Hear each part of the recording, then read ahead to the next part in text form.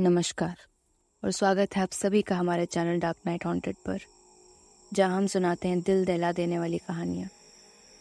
आज ही मेरे शौक की कहानी मैं अपनी ज़ुबानी आप सबके सामने लाना चाहती हूं। अगर आप चाहते हैं कि आपकी कहानी और फ़ोटो हमारे चैनल पर आए तो इसी वक्त हमारे मेल पर अपनी कहानी भेजें और पाइए मौका चैनल पर फीचर होने का। ये कोई कहानी नहीं है, एक सच है। इस दुनिया में हर कोई एक ना एक दिन खुद से सवाल ज़रूर करता है, क्या होते हैं वे जो अंधेरे में आते हैं, वे जिन्हें इंसान भूत कहते हैं। अगर इस सवाल का जवाब ना है तो कोई बात नहीं, पर क्या हो अगर मैं कहूँ कि तुम गलत हो? क्या हो अगर मैं कहूँ कि वो सच होते हैं? मेरी हकीकत आप सबके लिए कहानी हो सकती है, पर मेरे लिए नहीं। बम्बई, गर्मी की छुट्टियों का दिन था। मेरे कॉलेज का पहला साल ख़त्म हो चला था। मुझे पैसों की ज़रूरत थी और फिल्में देखने का बस शौक। ये वो दौर था जब मोबाइल फ़ोन्स नहीं हुआ करते थे, इसलिए मैं असिस्टेंट डायरेक्टर का काम पाने के लिए इधर उधर भटकने लगा। मैं उस वक्त यही कुछ 18-19 साल का था। काफ़ी कोशिशों के बाद मुझे एक काम मिल ही गया। काम मिलने की एक वजह ये भी थी, फिल्म की शूटिंग जहाँ पर होनी थी वहाँ ज़्यादातर लोग जाने को तैयार नहीं थे।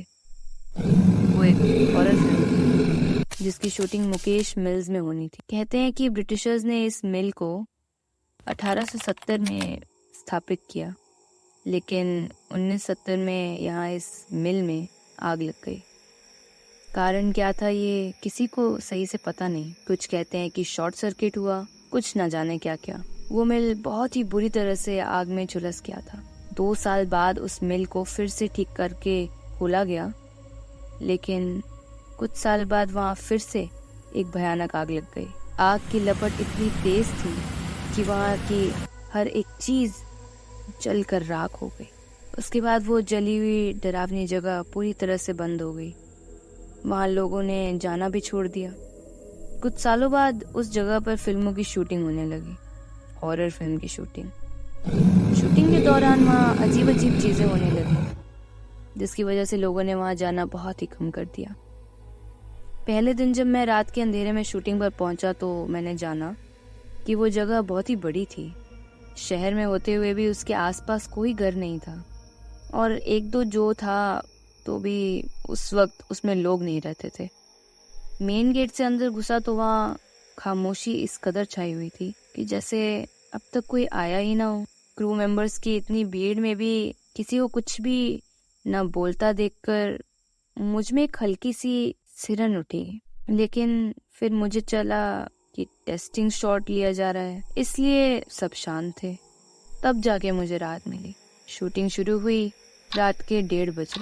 पहले शॉट में कुछ हिस्सों में शूटिंग हुई थी। अभिनेता ने अचानक ही डायलॉग करना बंद कर दिया और धीमी आवाज में बोला, ये आवाज किसकी है?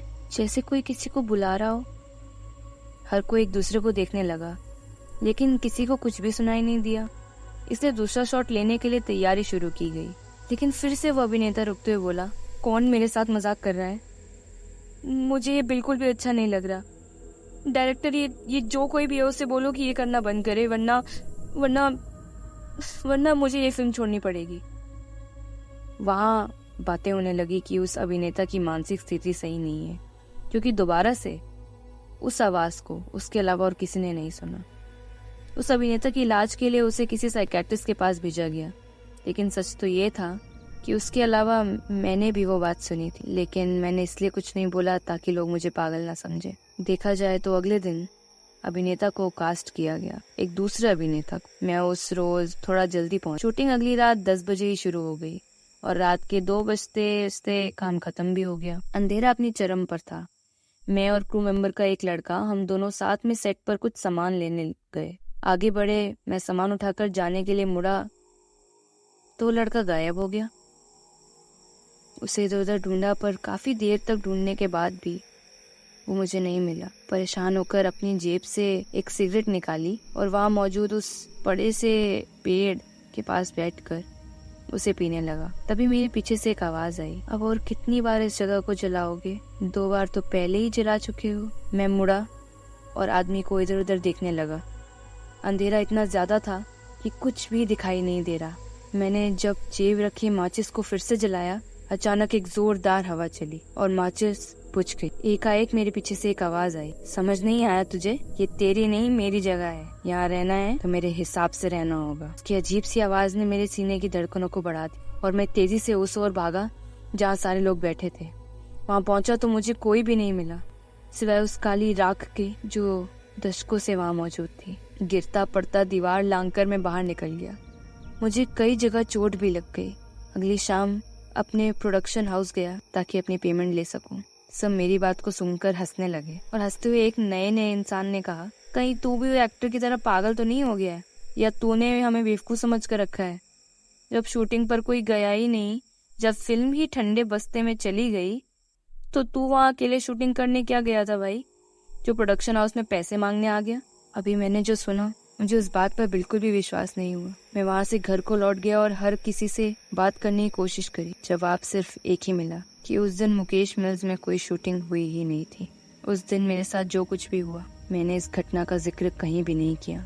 आज मैं उसी फिल्म इंडस्ट्री में काम करता हूँ, लेकिन दोबारा मैंने उस जगह की ओर मुड़कर भी नहीं देखा। क्यों? आया मजा? अगर ऐसी ही डरावनी कहानियाँ सुननी है तो इसी वक्त हमारे चैनल को लाइक, शेयर और सब्सक्राइब करना ना भूलें। और अगर आप चाहते हैं कि हमारी सारी नोटिफिकेशंस आपके फ़ोन पर आए तो इसी वक्त उस बेल आइकन को दबाएं। तब तक के लिए अलविदा।